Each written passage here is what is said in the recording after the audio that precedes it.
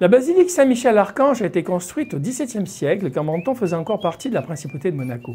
Son clocher, haut de 53 mètres, a été rajouté en 1701 et sa façade de style baroque achevée en 1819. Le prince Honoré II et l'évêque de Vintimille, Nicolas Spinola, posèrent la première pierre en 1619. Ouverte au culte en 1653, elle fut consacrée le 8 mai 1675 en présence du prince Louis Ier de Monaco. Elle fut élevée au rang de basilique mineure par le pape Jean-Paul II le 26 mars 1999, la plaçant ainsi sous la protection du Saint-Siège. Vous pourrez découvrir les signes distinctifs du titre avec sur leur fronton les armoiries du pape et à l'intérieur, placé dans le chœur, un grand conopé en forme d'ombrelle ronde et portative fait de soie aux couleurs pontificales rouge et or. La petite tour à gauche de la façade date du XVe siècle et sont les restes d'une église antérieure construite au même endroit. 3 portes donnent accès à la nef surmontée de niches occupées par des statues représentant Saint-Michel, Saint-Roch et Saint-Maurice. À l'extérieur a été créé un magnifique parvis composé de 250 000 galets de Menton, les galets blancs et noirs rappelant les armoiries de la famille des Grimaldi de Monaco.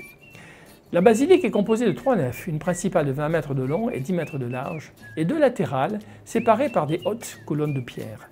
Le maître-autel est en marbre polychrome du XVIIIe siècle, avec un surplomb, une statue de Saint-Michel-Archange foulant le démon en bois peint et doré de 1820 qui était utilisée dans les processions.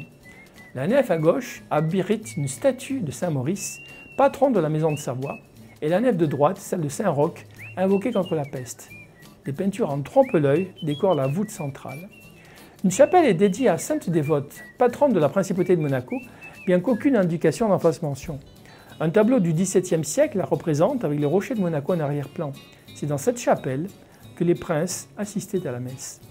Les nombreuses autres chapelles abritent autels et tableaux remarquables et servirent aussi de sépulture aux nobles familles mentonnaises. Dans un endroit secret que peu de personnes connaissent car jamais montré au public, dans la sacristie, caché derrière un meuble, se trouve un escalier au bout duquel on peut découvrir un ossuaire où étaient enterrés les membres du tiers-état. Bonne découverte!